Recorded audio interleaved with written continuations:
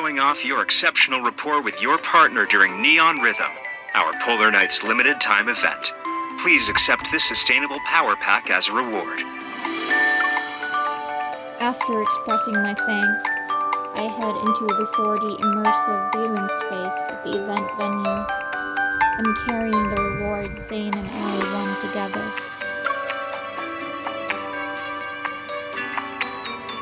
Various images from the Polar Night dance across the electronic displays, and the soft ambient light bathes Zayne's hair in gentle hues.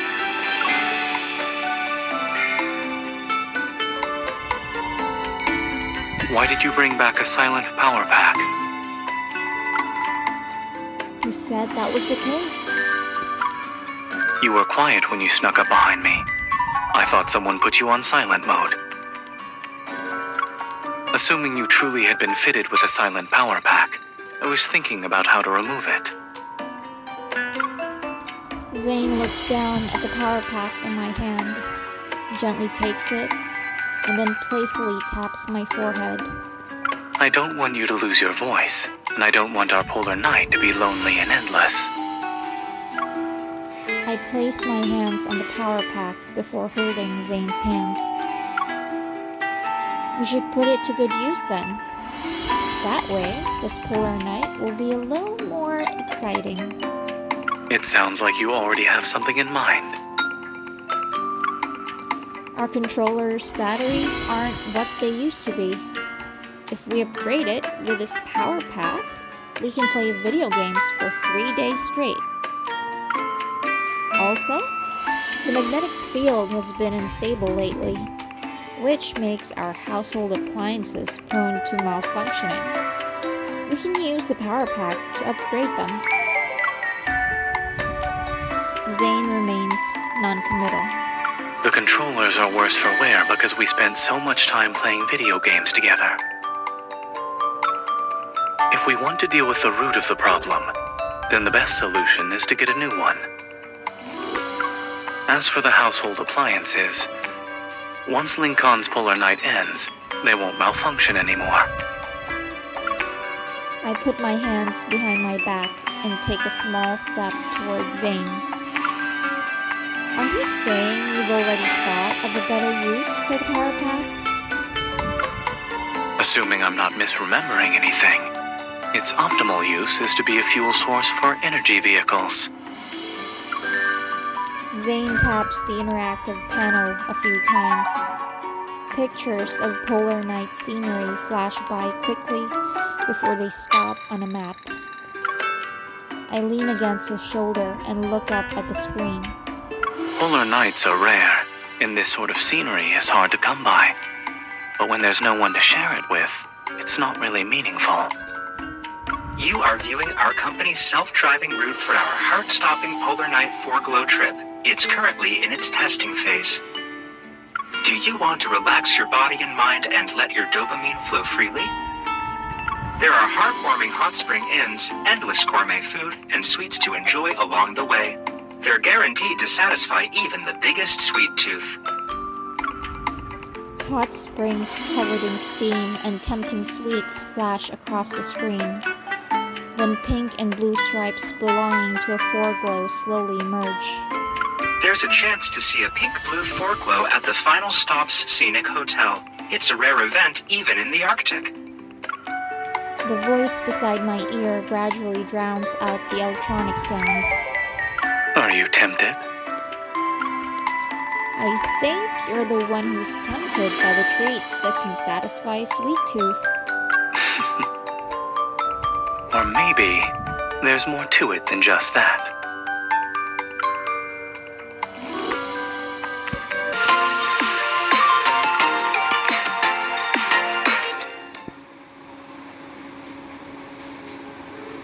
Foot of Feely Mountain. The next day, Zayne and I pack our luggage, get into the car, and start following the route. The polar night has made all of Lincoln dim. Only the road ahead is illuminated by our headlights in a hazy, gray-blue glow. But just as I'm getting comfortable in my seat, I never expected.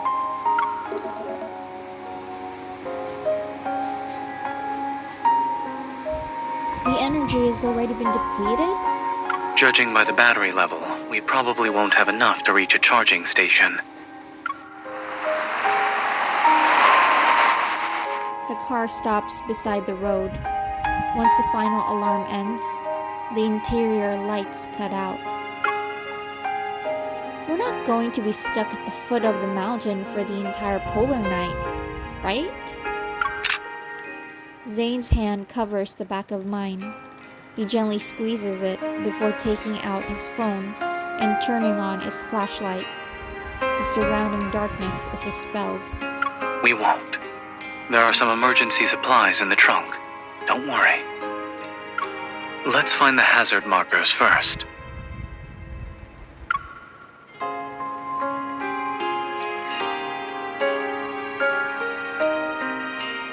Zayne places the warning triangles behind the car. Then he breaks several glow sticks and arranges them into an arrow pointing for help. You know what you're doing, huh? It's almost like you've experienced this a couple of times. Not really. I had to do a lot of things by myself as a child, so I developed the habit of preparing in advance. No wonder you said you've been an adult since childhood. What?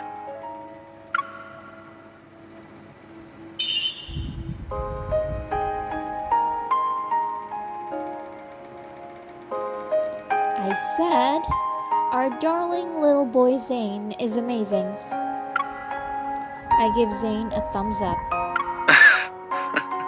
Your darling little boy Zayne would thank you. However, Zayne takes hold of my wrist and positions my thumb toward the road. He soon adopts the same pose. let's use that encouragement for something else.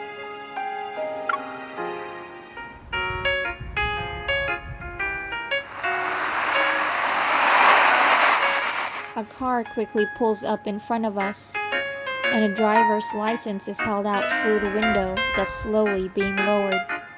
Hello, this is my driver's license. Do you need my ID card too?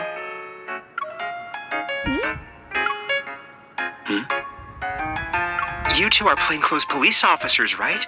Thank you for your hard work. We're not. We explain that we ran out of fuel, and the driver looks at his fully occupied vehicle with an apologetic expression. Sorry, there's no room in my car. But once I get to a place with signal reception, I can help you contact roadside assistance. After the car drives away, my gaze keeps drifting toward Zayne.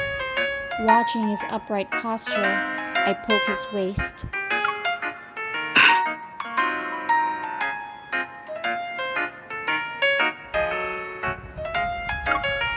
No wonder that person mistook you for a plainclothes police officer.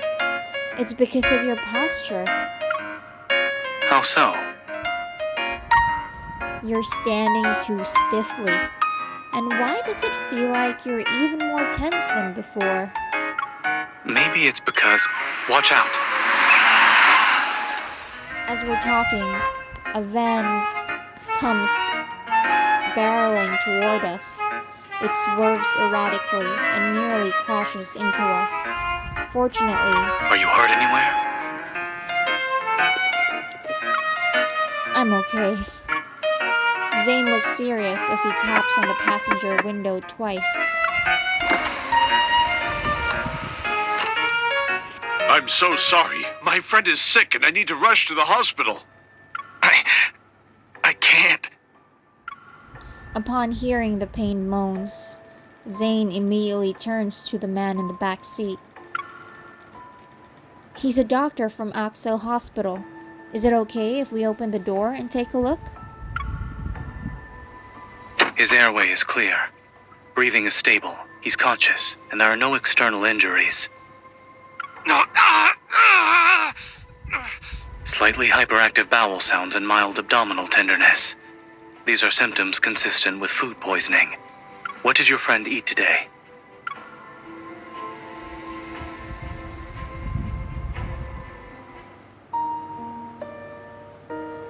After confirming that the person ate undercooked green beans at a farmhouse restaurant, Zayne immediately administers standard emergency treatment. The symptoms have subsided, but it's better to go to a hospital for a more thorough medical examination. I'm grateful for your help, you two. By the way, what brings you here? This place is pretty far out. We glance toward the car by the roadside. The driver realizes what happened. My family's farmhouse restaurant is nearby. If you two aren't in a hurry, why don't you stop by for a visit?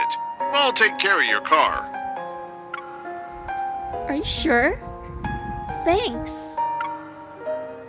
The driver is in a hurry to get his friend to the hospital and only mentions that he called a car for us. 20 minutes later, a driverless shuttle from the farmhouse restaurant slowly comes to a stop in front of us.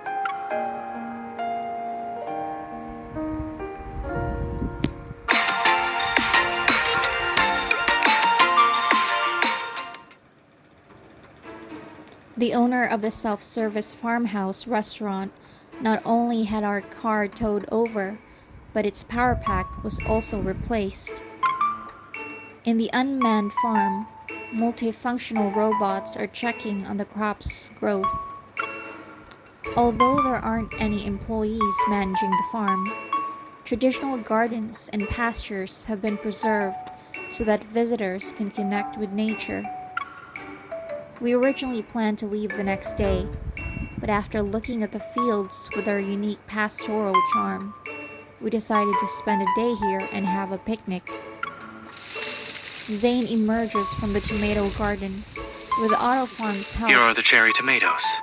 What else do we need? cherry tomatoes, cucumbers, bread sauce. We just need 2 eggs. Then we'll have all the ingredients for our Polar Night picnic sandwich special. I have identified the coordinates of the chicken coop for you. Please follow Otto. We follow Auto Farm to the chicken coop and quickly devise a strategy.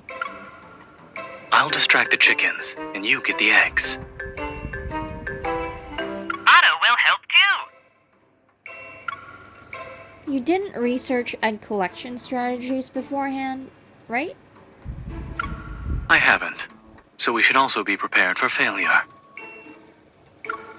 Once he secures the carrot to Otto's hand and begins attracting the chicken's attention, I quietly approach the chicken coop. Otto, over here.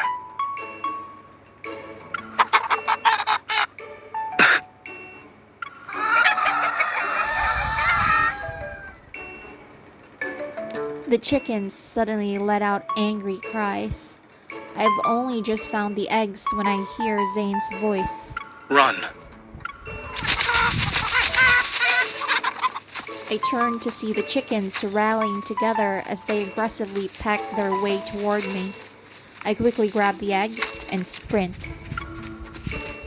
Feathers fly everywhere as dust rises. The scene is so chaotic that I momentarily can't tell whether it's Zayne or the chickens chasing me.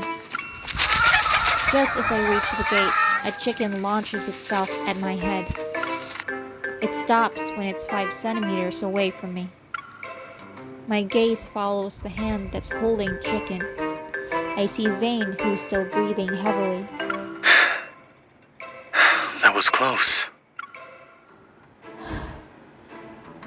The reward for your heroic rescue is 2 eggs.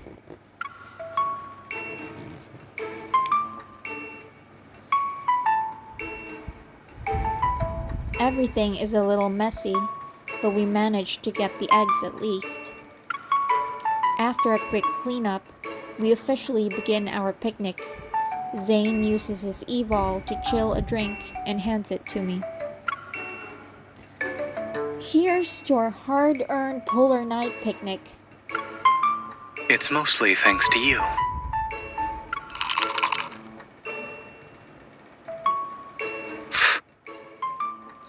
What's the matter?